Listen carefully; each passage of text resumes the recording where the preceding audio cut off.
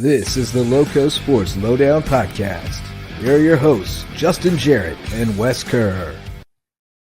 Hey all, welcome to another edition of the LowcoSports Lowdown. Beautiful Friday morning in the Lowcountry. Been a little chilly in the mornings lately. Had to pull out the hoodie a couple of times, but playoff weather, we usually think of the chill in the air with the fall playoff weather, but it's been a little bit that way this spring too. And we've seen some teams dropping out and certainly some other teams rising up. And we'll get through the headlines here in just a little bit, talk about everything that's happening in the Lowco playoff scene this spring. And then we'll have BJ Payne joining us in a few minutes to talk about Poona Ford's big signing with Buffalo. I know we got a bunch of Bills Mafia members who watch the show and listen to the show who are fired up about that. Mary Beth Lyons was celebrating the other day. I'm sure Joel Clark is too, lots of others. But we'll get into all that with him, as well as the All-American football camp he's got coming up. Always a great show with tons of college and professional football players coming in to teach the kids for the weekend. A very cool thing. And of course, we've got playoffs, Wes. We've been running around all over the Lowco. It's been awesome. I love going to different atmospheres for playoff games, and just the intensity is heightened. The dugouts are chirpy and fired up. And man, I had a good time out at Wade Hampton last night. Tough game for the Red Devils, but got to see some of the Patrick Henry guys. Charlie Sauls and William Hazel were over there. Lil Cruck, Spencer, got to see him. He listened to us the other day, heard his shout out. Got to see Xavier Garvin and Kayvon Chisholm and Mekhi Davis. A lot of those guys who are going to be stars for the Hampton County Hurricanes next year. They had their first day of spring practice yesterday. So it's just a really exciting time of year. It's just, man, it's fun. It's fun out there. Everything right just gets cranked up. I mean, everyone's playing for their season. I mean, you don't have much room for error.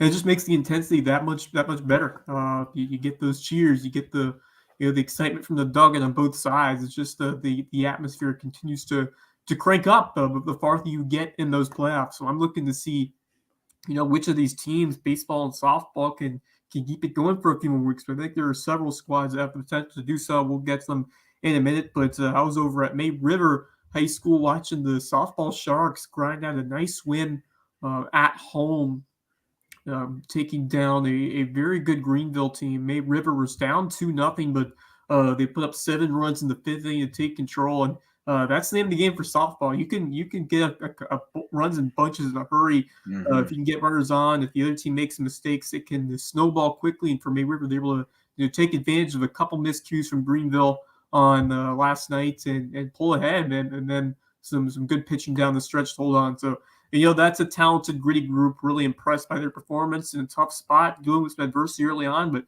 find a way to overcome it. So congratulations to May River Sharks. And how about some upsets on the soccer pitch? The May River Sharks, both the boys and the girls, in the third round of the playoffs.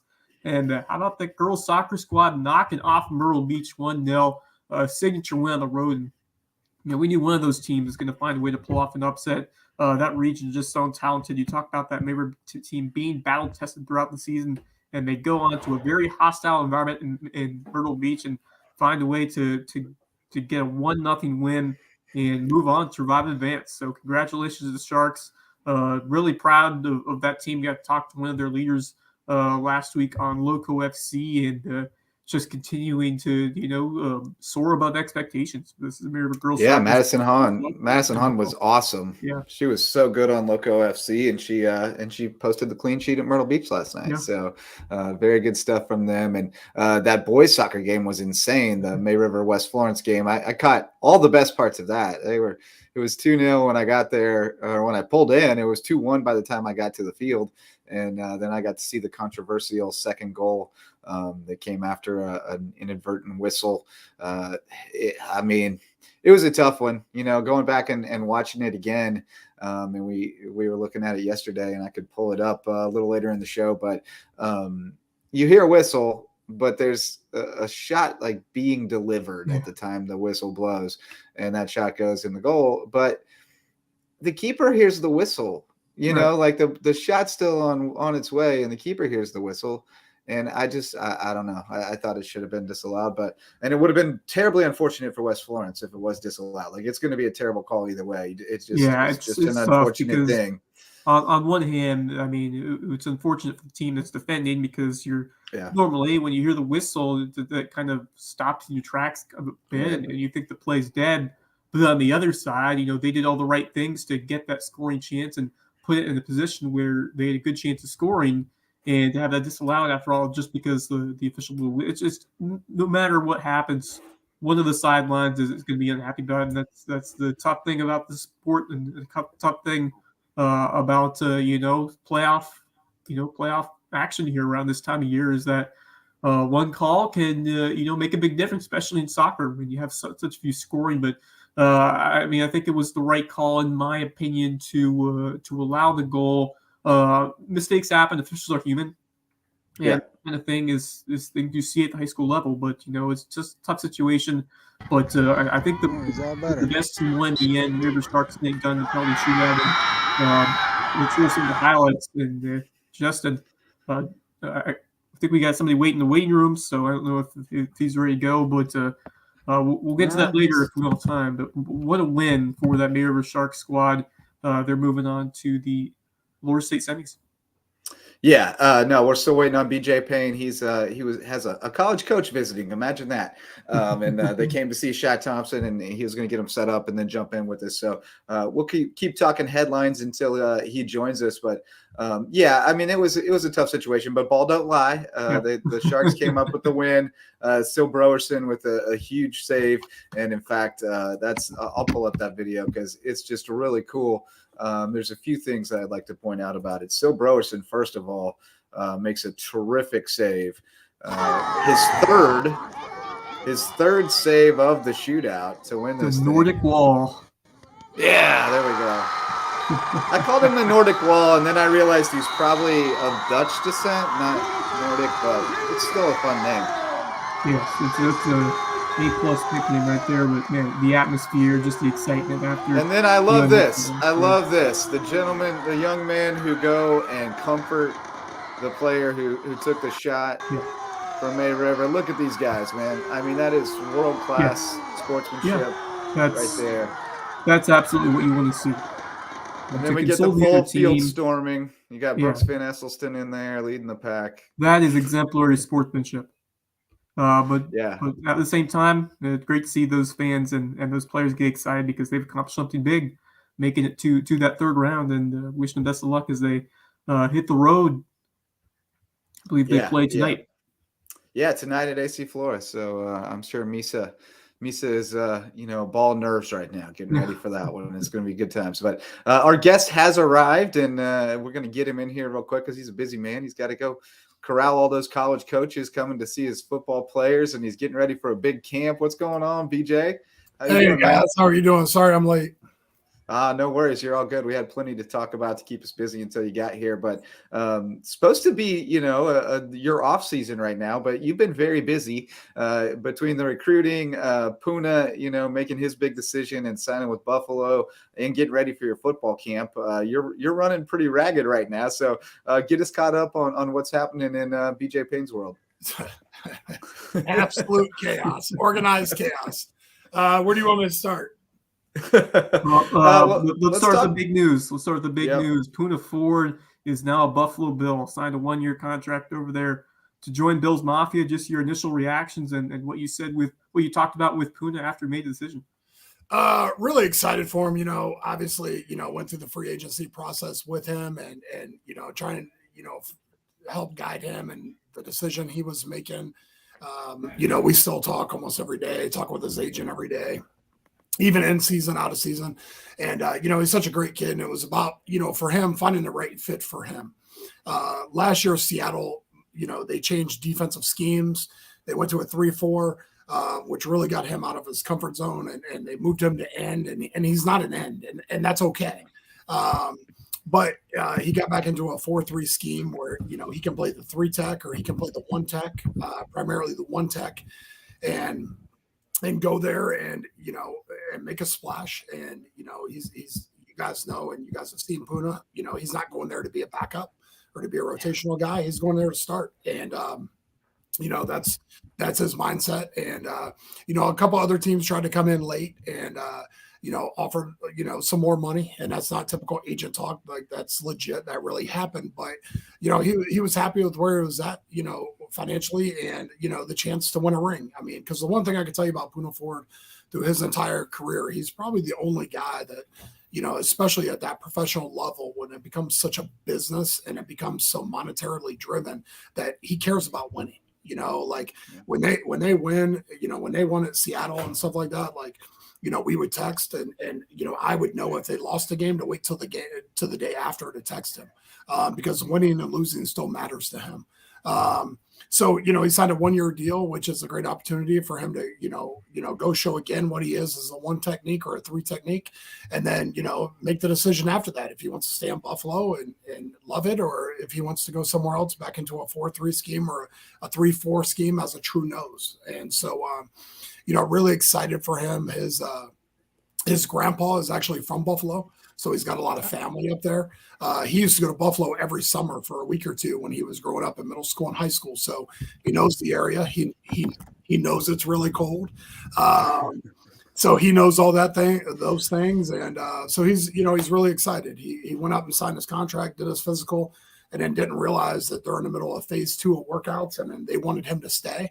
So, he didn't take a ton of stuff with him. And so I asked him the other day, I said, when are you coming back to the island? He said, I really don't know yet, because I'm up here for workouts right now. So, he's doing that. And, the chaos that ensues with that, he's got his house bought in Seattle, and, all of his cars are in Seattle. So what's he going to do there? And, just trying to help him, mitigate some of that and help him, get through this as he transitions at this time.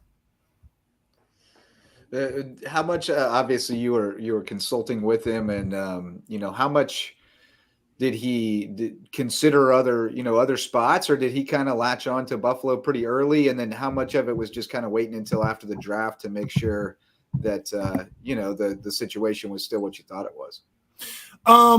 He considered different options and stuff like that. He knew what he needed to be back end scheme wise. Yeah. And, so that narrows your focus. It narrows it down a little bit, and which teams are interested and which teams aren't, but Poona, as you guys know, because you guys have covered him, and Wes, you were in school with him at some point, right?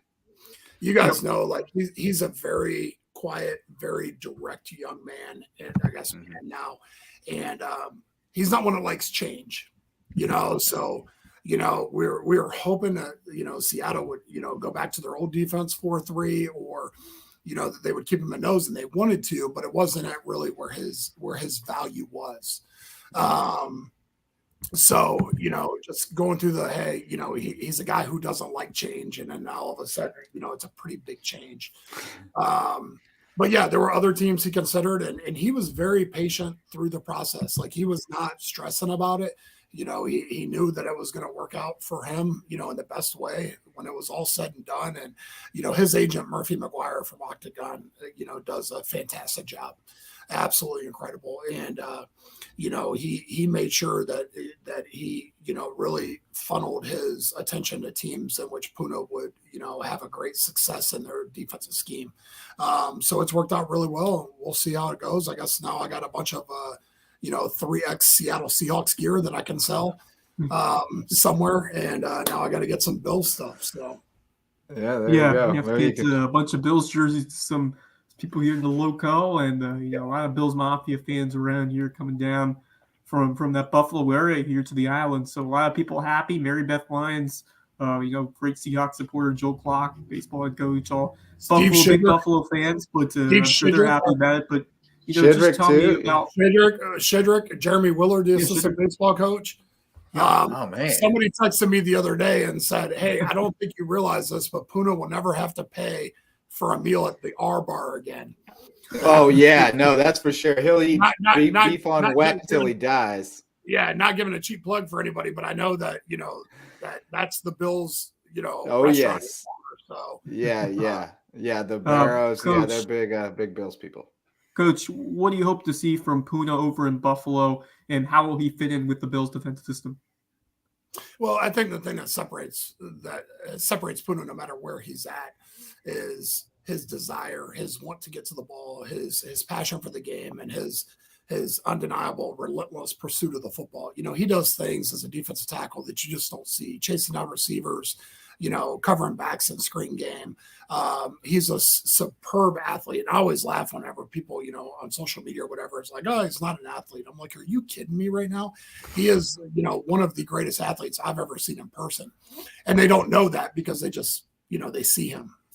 But I think, just, watching him excel and knowing, all those things he brings to the table, I think that he is going to be just like he was in Seattle. He's going to have like almost for a better lack of term, a cult fan following, because people are going to absolutely fall in love with him, oh, they are already going bananas on Twitter. Yeah. In Seattle, they started the whole Poona Hive thing. And he was the one guy literally that Bill's Twitter wanted out of anybody else in free agency. He was the one guy, and I think that they will absolutely love him. And I know how their fans are. He's a guy that has obviously always his whole life defied the odds and overcome and and done all those things. And I think that he will bring something to the table that Bills fans will have. The true Buffalo mentality. I mean, we looked at DeMar Hamlin story. Blue collar, bring your lunch pail type kid, and that's what that team's makeup has always been. So. Yeah, I love that team, even though all their fans hate my team, the Chiefs. Right. Well, right. The next guy, there's always the next big thing. The next guy after Poona was, Jalen Sneeds in Notre Dame. And now the next guy, you were just setting up with a college coach today. So give us an update on, how Jalen, what you thought of Jalen's development there at the end of the season when he got on the field some, and where you see him going into next fall in Notre Dame. And give us an update on Shy's recruitment, because I know he's getting tons of interest. Yeah. So, Jalen, like any kid who goes, Jalen went there last January as a 17-year-old kid and, had to get, adjusted to everything, college related, from academics to social to everything. Yeah. Trial by fire. Yeah. And did really well academically and everything. And, but what Notre Dame does defensively is a lot. It's a lot. It's and it's a cross between Coach Freeman's stuff and Al Golden's stuff, who's the defense coordinator, and Golden, long-term time head coach at Temple and Miami of Florida. Yeah. And then was the linebackers coach for the Bengals for 5 years. I remember, when he first went there, I talked to James Laurinaitis, who was the linebacker GA, who's now the linebacker GA at Ohio State. And James told me it took him 2 weeks. And this is James Laurinaitis, who was an academic All-American, a second-round pick, and played 10 years in the NFL. He told me it took 2 weeks for him to learn the Mike backer position in Golden's defense. Now, that's a guy who played in the league 10 years. And not only did Jalen have to know Will, linebacker, but he had to know Rover. He had to know Mike. So, and then he had to know 2 nickel spots. The money and something else. So it was a lot. So just being able for any kid, let alone a 17-year-old freshman, to digest all that just took a while. And that's okay. But his athleticism always set him apart. And he got his run at the end of last year, playing time, led the team in tackles against Boston College, and then played a lot against South Carolina in the bowl game. Got 2 personal fouls, in which I told Freeman after the game, I was like, well, you knew he was going to get one. I mean, he's playing against South Carolina, and I'm sure they were in the game all the time. But he's doing great. I mean, his offseason, he's another one, I talk to on a daily basis, and, he just last night FaceTimed me, and he was all happy. He's up to 222. When he got up there, he was 198. So he's playing 222 now. And he's doing great. I mean, they're expecting, really high things from him. He's going to start or be a major part of the rotation this year. Changed his number back to his 3 that he had in high school. And so he's made that transition. So for us, he was 17 and went to 3 at Notre Dame. He was 17 and now he's going to 3. But he's excited. I mean, he loves it. It took him some time to adjust to being in, certain things I can't say on here, but, in the middle of nowhere in Indiana, right? 8,000 students. Yeah. South Bend is not a metropolis, and it's freezing cold. Yeah.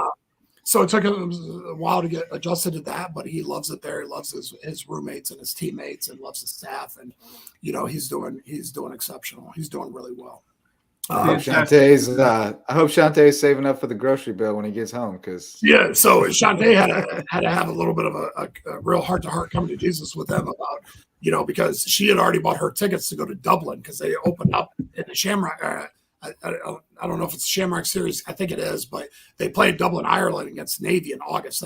That's their first game of the year. So Shantae, said, "Hey, you better be playing because I ain't going all the way to Ireland for no reason." But she obviously did such a fantastic job with him, and he's got such a great support system between her and his sister China and do a great job. But yeah, I know Shantae's all excited. She's going to Dublin to watch that game, and awesome. But like I said, he's doing great. He's doing everything he should be doing. And then moving on now, now we got Shai Thompson, who I don't know, he's somewhere up around 15 offers now, and he's getting ready to keep blowing up. I know there's some schools that are coming back down next week that have already come, and they're going to offer him. I don't think people realize, they love everything about him on film, and they don't realize all the check marks he hits until you see him in person. Because he's a legit barefoot 6'4" and 1/8. He's not 6'2" and a half. He's a barefoot 6'4" and 1/8. He's 235 pounds now. He put on 18 pounds in wrestling season. I don't know how that happens. And on top of that, he's a state qualifier for wrestling. First time he ever did it. Yeah. And then he has an 83.5-inch wingspan. So he's got the wingspan of a 7-foot person. So when people come down, they're just mesmerized by him because he has all the traits and check marks you want. When we do our summer camp tour and do Tour de Pain, he's gonna blow up even more, and he's blowing up right now in spring ball, and I think he's at 2 or 3 Power 5 offers right now and has about 12 G5 offers, but he's gonna explode. But the great thing about Shai is he's an incredible kid, extremely high character kid. He is a workaholic, wants to get better every single day, and it's going to be interesting because he's going to find the program that's the fit for him. He's not a kid that gets, he doesn't get excited about like photo shoots at universities and things like that. Like he could care less about that. And when college coaches ask him, like, what's the most important thing to you? And he's like, development as a man and as a player. And that's such a refreshing thing in today's world of recruiting and society, because so many kids now are falling in love with recruiting. They fall in love with the process. They all want to be wanted, but they don't want to put the work in. And, they want to be a celebrity, basically. Right. And he absolutely, he loves the grind, and he loves the work ethic, or has the work ethic and loves the workload. And so he's a true breath of fresh air, in that category. And, and he's been very instrumental in helping, like with my own son personally. My own son, now has like 10 D1 offers, and, he's helping him through the recruiting process. Like, hey, it's okay. Be patient. Like last year at this time, I didn't have anything. I didn't get my first offer until tour. You're already ahead of me. You got 10 offers. So he is so mature in what he does and how he prepares. And he's just an overall great kid. Very humble, motivated young man. Checks all the boxes. He is going to do big things in your head. Just like so excited to see those big time offers roll in, and to get that excitement surrounding him and this program that we've seen with a couple other guys. But Shike, he seems like just a very unique young man who just has that special drive, motivation, and excitement and passion for the game, and he's got measurable talent for it as well. So a little excited about Shai, but I'm sure you're very excited as well, because you got your marquee event coming up this month, the All-American Football Camp. And Jalen, see some of those guys who we talked about will be coming back down the island to helping these young kids and celebrate the great game of football that you've done so well to promote here on Hilton Island, and all the amazing players that have come through here that are now coming back to help you in this camp. Just go through some of the headlining stars who are going to be coming down the island for the 2023 All-American Football Camp. It's one of those things, with that camp. And I think Justin actually put a tweet out about it. Like, it's one of those things where every year it's incredible, and then the next year we try to top it. And it's like, how do you top certain things? but we're at a record number this year. I think we're at 17 or 18 guys that are coming in to work the camp. From the NFL, we have obviously Poona. We have Dexter Lawrence, who can buy me lunch one day, because in case you didn't see, he signed a 4-year, $90 million deal last night, an extension. Christian Wilkins and Rodrigo Blankenship's coming back again. Nice. And from Ohio State, we got 4 guys, 3 of their top 4 receivers. We got Emeka Egbuka, the receiver, Julian Fleming, and Xavier Johnson. And then Dallin Hayden, a running back.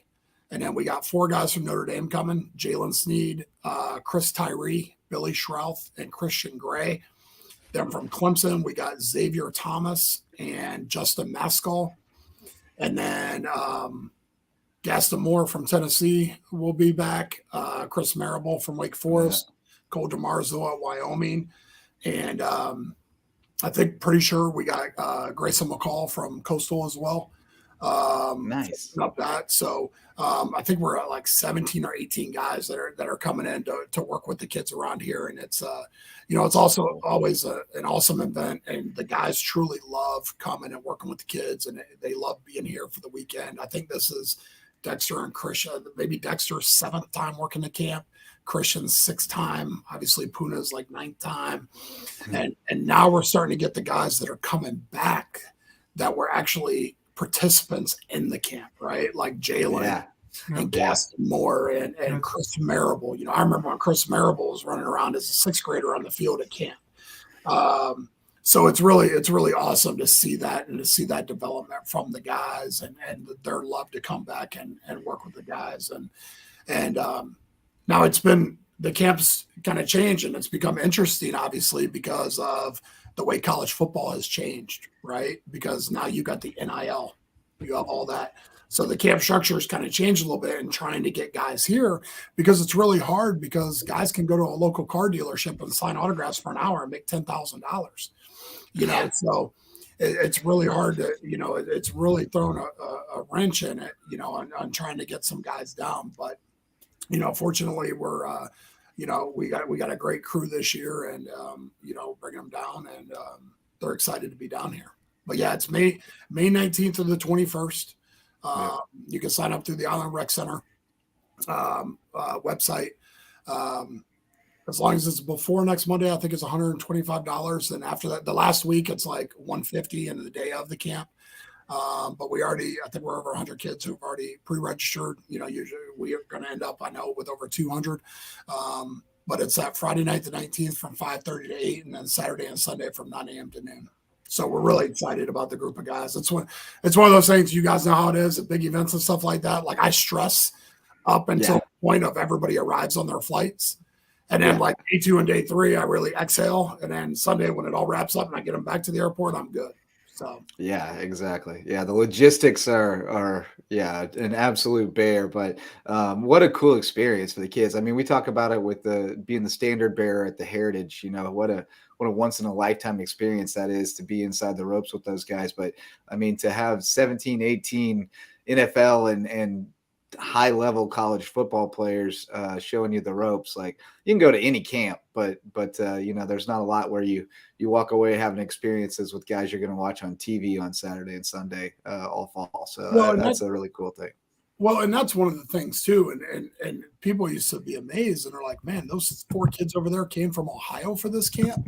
Because what people don't realize is if, like, let's say in the past, like Zeke and Braxton Miller or any of the current state guys, like, if you go to the Ohio State camp, you don't see those guys. You go to Clemson's youth camp, you don't see Xavier Thomas. You go to Notre Dame's youth camp, you don't see those guys, but you come here, you see those guys, and they coach you up, and you guys have seen the camp, they're the ones working with the kids. That's who they want to be coached by, and that's who does the coaching. So it's a great experience, and we're excited again for it this year. All right, BJ. Well, we appreciate you, man, and always great talking with you. We filled up a half hour like nothing. So we got to hear from our sponsors, but we'll definitely catch up with you later on this summer, and look forward to seeing what you put on the field next fall, man. I appreciate you guys. I'm excited about next fall. Thank you for the time, and go Seahawks. All right, we'll hear a few words from our sponsors, and we'll be back with more here on the Loco Sports Lowdown. Hey, Loco sports fans. This podcast and all of our grassroots local sports content are made possible by support from community sponsors, including Mickelson Law Firm, the official real estate attorneys of Loco Sports, and the presenting sponsor of our Hilton Head Christian Academy coverage. Our original sponsors are still among our greatest supporters. Ryan and Tiffany Mickelson are community pillars who will be in your corner no matter your legal needs. When you need legal representation, call on the attorneys who support Team Loco. Call Mickelson Law Firm. Hospice Care of the Lowcountry, the official hospice provider of Loco Sports, and the only not-for-profit hospice in southern Beaufort County. For more than 30 years, the committed, compassionate staff at Hospice Care of the Lowcountry have been there to ensure your loved ones find comfort, honor, and dignity at the end of life. Because at Hospice Care of the Lowcountry, it's not about dying, it's about living. Homegrown Home Inspections, the official home inspectors of Loco Sports. Jan Lucas and his team provide thorough, detailed home inspections aimed to ensure everyone goes into the transaction with open eyes and confidence. Jan would rather reveal an inconvenient truth than look the other way and provide reassurances that could come back to burn the buyer in the long run. If you're looking to buy or sell a home and need an honest, reliable inspector, call on Homegrown Home Inspections, official sponsors of Loco Sports. DDS Web Design, official SEO experts of Loco Sports. If your business or organization has a website and you're trying to figure out what SEO is, you need to call on Denise and Dave Sinkovich at DDS Web Design. They'll provide a free consultation and do all the behind-the-scenes work to boost your search engine optimization and get your website found online so you can take your business to the next level. DDS Web Design, official SEO experts of Loco Sports. American Wood Reface, sustaining sponsors of Loco Sports. Does your kitchen need a facelift? Before you start picking out new cabinets, give Ben and the team at American Wood Reface a shot. They can reface your existing cabinets to overhaul your aesthetic without the hefty price tag and reimagine your kitchen at a price point you can manage. Be sure to tell them Loco sent you because every referral helps support Loco Sports. 4M Metals, sustaining sponsor of Loco Sports. Got metal? Your roof might need it. Metal roofing advantages include better energy efficiency, weather protection, longevity, a more aesthetically pleasing design, and the product is all green. So if you've been thinking about a new roof, go metal. Let 4M Metals be the difference in your roof. Jay's Barbershop. It's the talk of the town and the place to be in Ridgeland. If you need your ears lowered, head over to Jay's for a fresh cut and great conversation with good folks. And tell them Loco sent you. Local Pie, official pizza sponsor of Loco Sports. They sling some of the best pies in the Loco, and my kids say the mac and cheese is the best around. Hungry? Hit up Local Pie, longtime supporter of Loco Sports. Barefoot Floor Care of the Lowcountry, the official floor cleaners of LowcoSports.com. If your feet tell you your floors need cleaning, call on Barefoot Floor Care of the Lowcountry. They provide residential and commercial services, including cleaning carpet and area rugs, tile and grout, upholstery, curtains and drapes, mattresses, and more. But most importantly, they'll get those floors so clean, your feet will thank them. Barefoot Floor Care of the Lowcountry. Hilton Head Prep is a sustaining sponsor of Loco Sports, and we tell you all about the Dolphins' athletic exploits. But did you know it's also the #1 ranked private K-12 school in Beaufort County and ranks in the top 2.5% of schools nationwide? Visit hhprep.org to see what Hilton Head Prep has to offer. Beaufort Academy is a sustaining sponsor of Loco Sports, and we love covering the Eagles. With a student-to-faculty ratio of 7-1 and an average class size of 14 students, Beaufort Academy could be just the educational solution you're looking for, with more one-on-one attention. BA has a strong history of working with the whole child to prepare each student for college and life. Check them out at BeaufortAcademy.org. Thank you to all of our sustaining and supporting sponsors for their support of LowcoSports.com. Go Loco! All right, Wes, we're back on the Loco Sports Lowdown here on Friday morning. Beautiful day in the Loco. Lots of stuff on tap tonight, and great talking with BJ Payne. Gosh, I could talk to that guy all day. He's just one of those guys. Easy conversation on whatever topic. We could have pivoted any number of directions, and it would have been fun to talk with him. But lots of great insight on his former players who are excelling at the next level, as well as the next big thing coming out of Hilton Head High. And that dude works tirelessly. I don't think people realize quite how much he puts in. He's a warrior. I mean, the fact that he commits himself to doing all of this, especially the All-American Football Camp, where he's able to recruit all of these National Football League, high-end college football players, and just be able to cultivate that environment for the next generation. I thought it was so cool to hear that some of these coaches now used to be the kids in this All-American Football Camp. To see it come full circle like that is amazing. Like to see Chris Marable, Gaston Moore as former kids who were sitting crisscross in the grass, hearing from some of those older people, those older players who coached this camp, and now they're the ones coaching the camp. So I mean, just really cool to see it come full circle in that sense with these guys. And man, just so proud of what he's done. And Poona Ford was a big catalyst, and BJ Payne's ability to see where Poona fits on the field to propel him to that success. Of course, Hilton Head been over to Texas, and then now with the NFL with the Seahawks and now the Buffalo Bills. Just BJ Payne had a lot to do with that, but Poona's work ethic, he really set an example that Jalen Snead followed. Now that Shike Thompson is following as well. So it's a process, and he's cultivated quite the amount of blooming flowers that have continued to excel at all levels of the game. And just so proud of what BJ Payne has done, and just the energy that he's instilled with his team and with this community. And just he's a community ambassador at the end of the day. He's more than a football coach. He's a leader. He's a role model for these kids, and just he does so much to promote the best for all these kids. In the classroom, on the field, he sets an amazing example, and these kids, they've learned a lot from him, and they've taken that with them, no matter what they'll do next. But I mean, just to think of all the impact that he has made on these kids and this community throughout the years, and all the good things he's done with this American Football Camp. I mean, that is just tireless dedication to putting on all these events. Meanwhile, Hilton Head High starting spring ball, so he has had to wear so many different hats and just work tirelessly, and he's done an amazing job. Yeah, but I mean, he knows what he's doing. This is not his first rodeo. He's got a system in place. He's got people helping him out that he's built around him. He's got a great staff that Sarah Beach-Koski does a ton for him as director of ops for that football program. And he's surrounded himself with good people who buy into what he's trying to do. And I'm sure there are people who have bad things to say about him, like every coach, certainly. But I think one thing is that he holds kids to a high standard. He demands a lot of them when he sees potential because he knows what they're capable of, and the ones who buy into it have seen what can happen. He had a vision for Poona. That guy was a linebacker that he said, you're a nose tackle, and everybody looked at him sideways, and now look at where he is. So you miss on some, but certainly he's identified a lot of talented players and gotten the most out of them. So a lot of respect there. But let's talk some more headlines, because we did cut those a little bit short earlier. Patrick Henry moving on to the Skeeza 2A semifinals.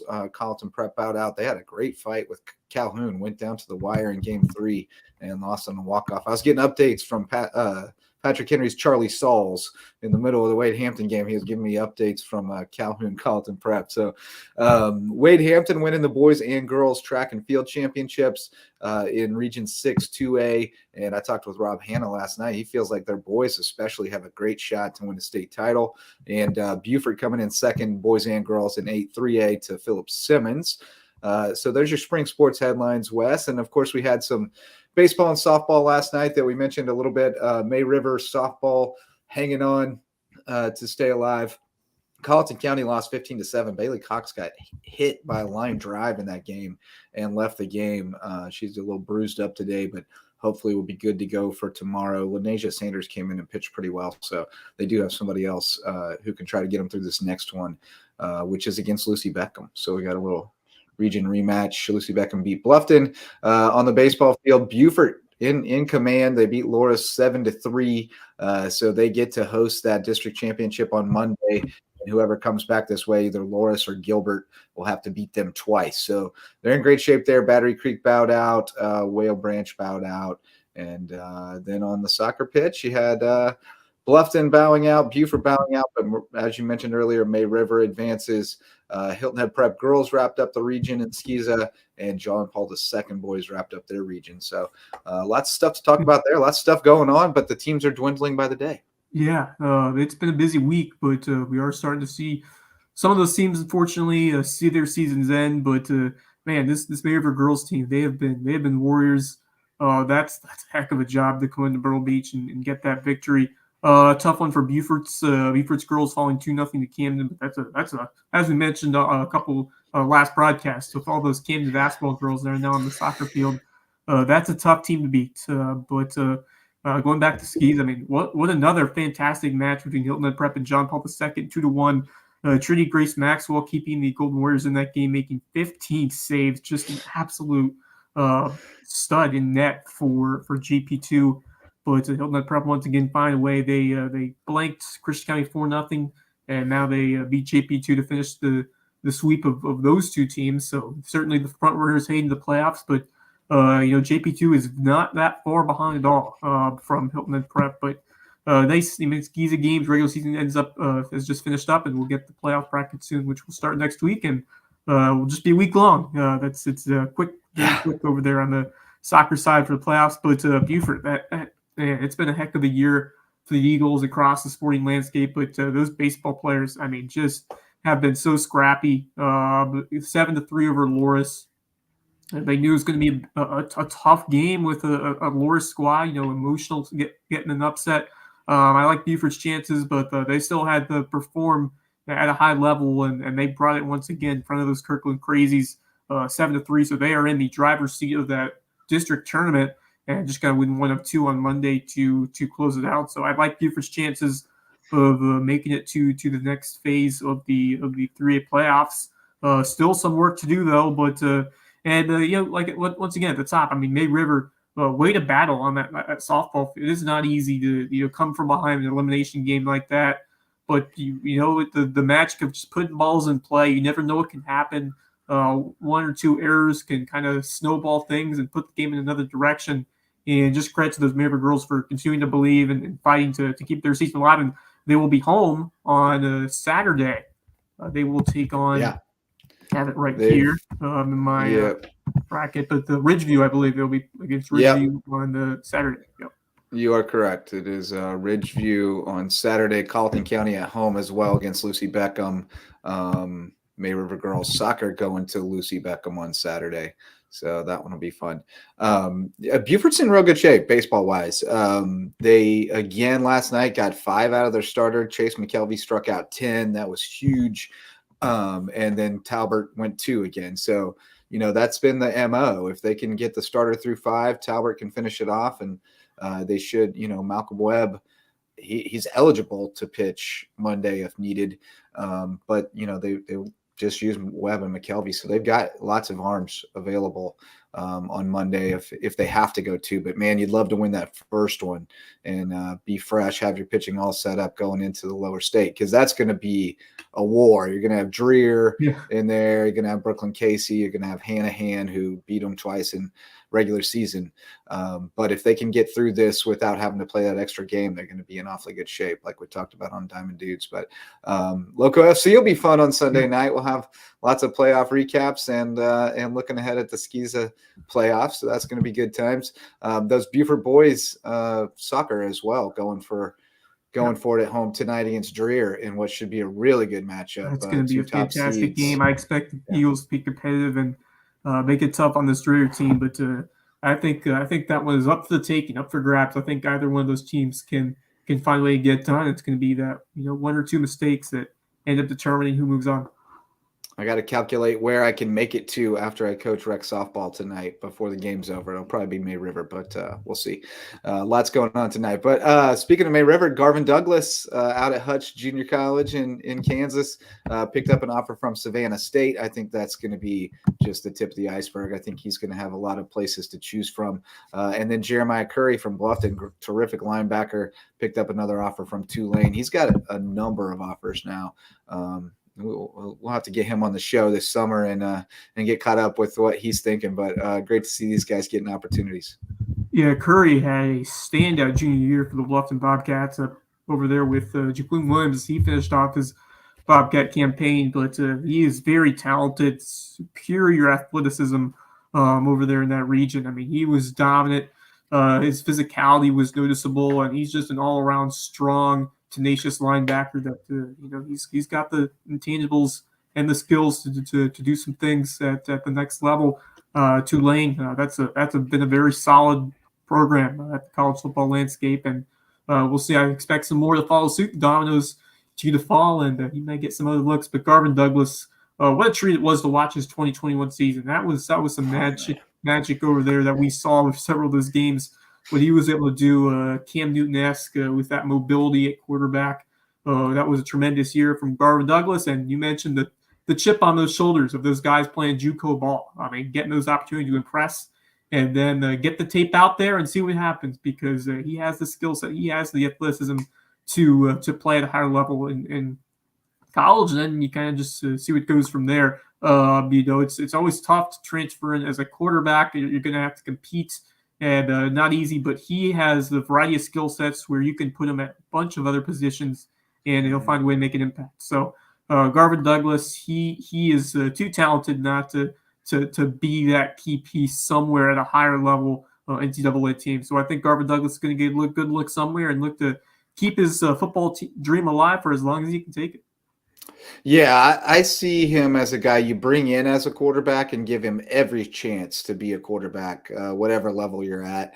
And if the day comes that it's clear that that's not going to happen, then tight end looks awfully good. I mean, he'd be a monster tight end. There's some different things you could do with him if it doesn't work out at quarterback. But I think he's a quarterback long term, and I think Cam Newton's the right comp. I mean, that's what he looked like in high school, was like a high school version of Cam Newton, and he's just gotten bigger and stronger and faster. So I don't know why it wouldn't translate at the next level. Maybe not in the NFL, although the NFL quarterback position has changed dramatically too. And passing is a skill you can learn. It's not like you have an innate ability or don't. If you got a strong arm, you can learn to be more accurate through look at Bryce Young. I mean, Bryce Young, not the tallest guy, but you just look at his talent in the pocket and just ability to escape and make plays on the run. I mean, talk about someone who doesn't have the biggest frame, but just his escapability and his ability to just make plays into nowhere, and also have that strong accuracy throwing the football to the only where this guy can get it. It's the NFL is starting to change. You don't have that.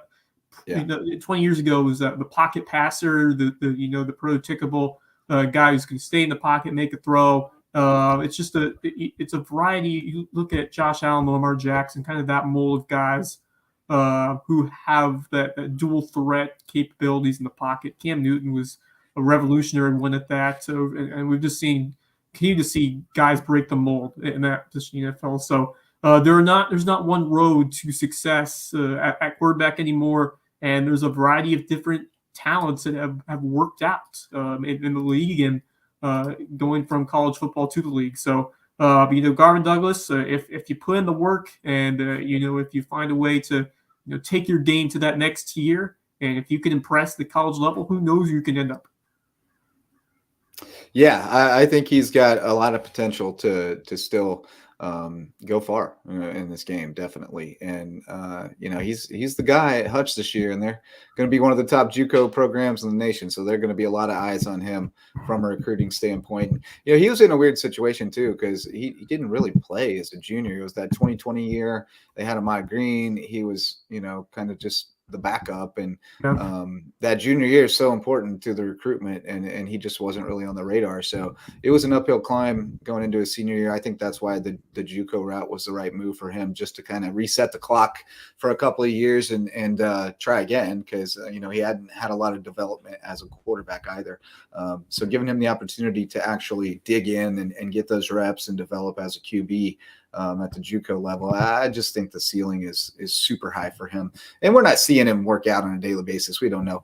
But I from what I hear and what I see, I think it's going really well for him. So I'm excited. A couple more things before we get out of here. USCB softball had a tournament opener, the Continental Athletic Conference, the NAIA conference that they're still sort of part of, the unaffiliated conference, opened it up at Georgia Gwinnett, had them on the ropes and let it get away, Wes. Yeah, they're up 2-0 heading into the sixth inning. Sierra Kinlaw was pitching a gem, just couldn't find a way to hold on as Georgia Gwinnett scrapped across a couple of runs in the sixth and then went on a walk-off in the bottom of the seventh. So a tough way to see that game end for USCB. But Darren Miller, the center fielder, apparently made a sensational catch over there in the outfield. She has been an absolute star over there for all year long. Her speed and just her athleticism to extend and make those brilliant catches has been a godsend for that USCB team. But that's been a scrappy group. They've been fighting. They've definitely grown as a team as this year goes on.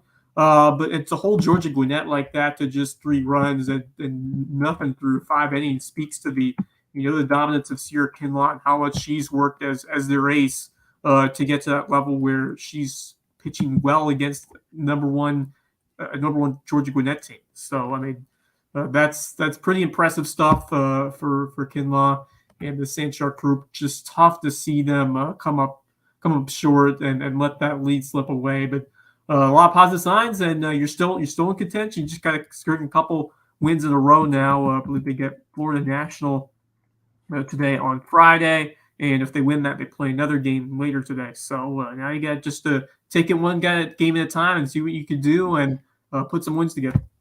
I've been there for some more miraculous USCB softball runs. I remember one down in Claremont in the Sun Conference tournament where they were up against the wall and had to win, must have been 4 or 5 games in a row to come back and get that conference title, and they got it done. So never count them out. Softball's definitely a game of momentum, and you get in the backside of that bracket and you win 2 or 3 in a row, and then somebody's coming off a loss.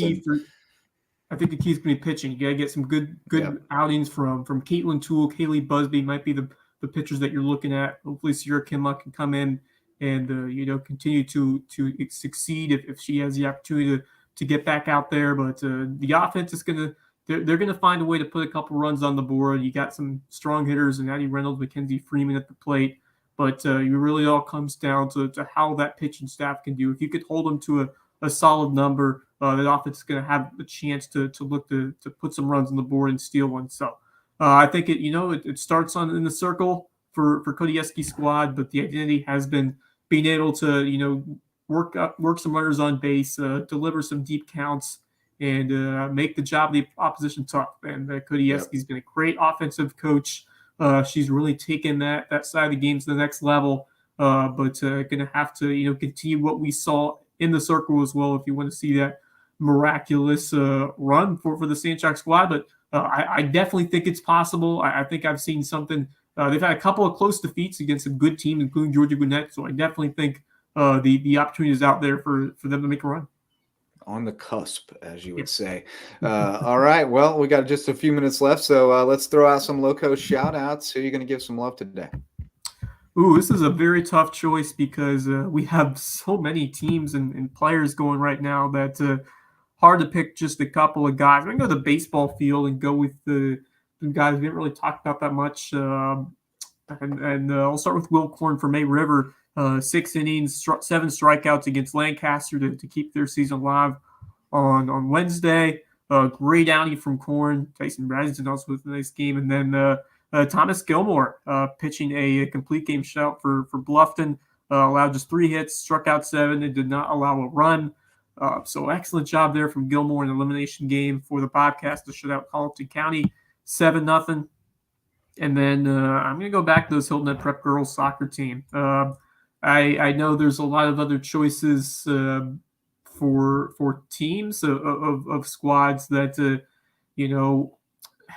that have made some playoff noise, and maybe I probably should go there. I do need to give a shout out to that May River girls team, but Hilton Head Prep girls, they're still playing the regular season, and they're showing out, and especially against a couple very difficult region foes in JP2.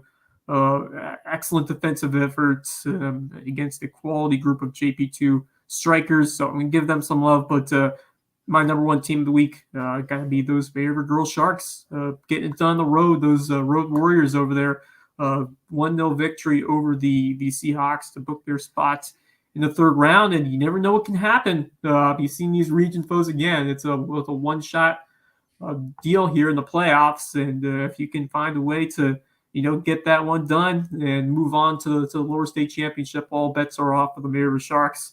And we wish them the best of luck as they head over to face Lucy Beckham.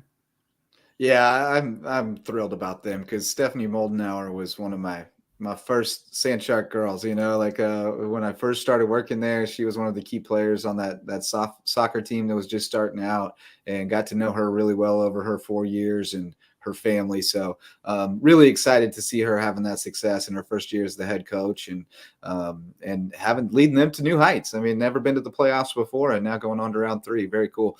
I got to give some more love to that Buford baseball team because I was, kind of banging them up at the end of the season. They were going the wrong direction, and I thought, oh boy, the wheels are off. But they found, they got the ship righted, and now they're in the driver's seat and looking good to set themselves up well for the lower state. How can you bet against the Buford team in the playoffs? I don't care who it is.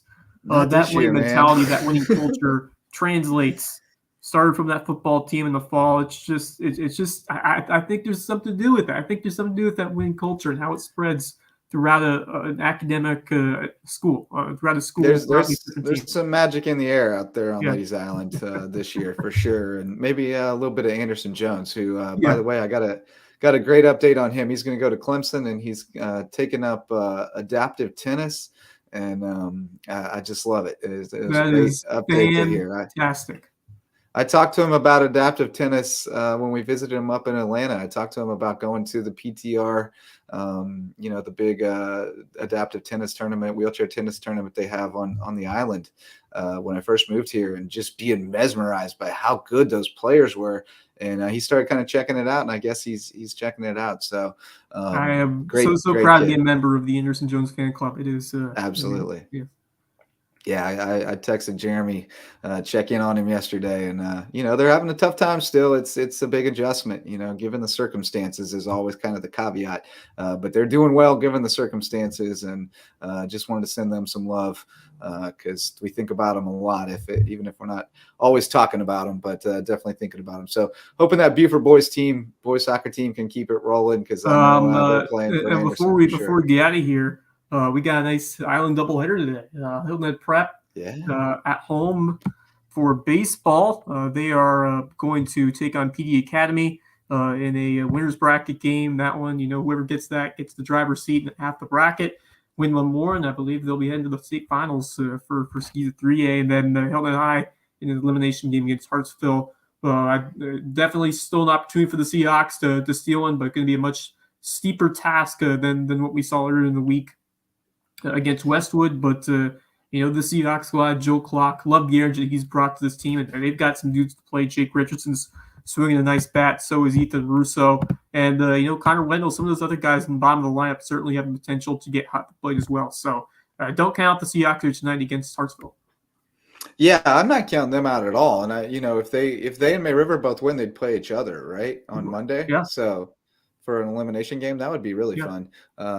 It's going to be a fun weekend. I did want to give out one other shout out I thought of, which was Caroline Sapachak from May River. Yeah. So one of those seniors that's been sort of overlooked. Casey Lang's kind of the big star, and they've got some role players that they carry their weight. And Caroline came up huge last night. Everybody had a hit, but she had 3 and drove in a couple of runs, had a couple doubles. So big time stuff there, carrying the team and extending your career. One more game. Good stuff. All right, Wes. Well, what are you looking forward to this weekend? Where are you headed? Yeah, well, as I said, I'm heading to the Hilton Head doubleheader tonight. Prep over there against PD, and then Hilton Head High going up against the Hartsville Red Fox, looking to keep the Seahawks season alive, and Prep looking to get one step closer to a shot for a state title over there in 3A baseball. But a lot going on. We got a lot of games going on tonight. I wish I could get over to Buford Ladies Island to see that Dreyer game. Really excited to see how that one goes.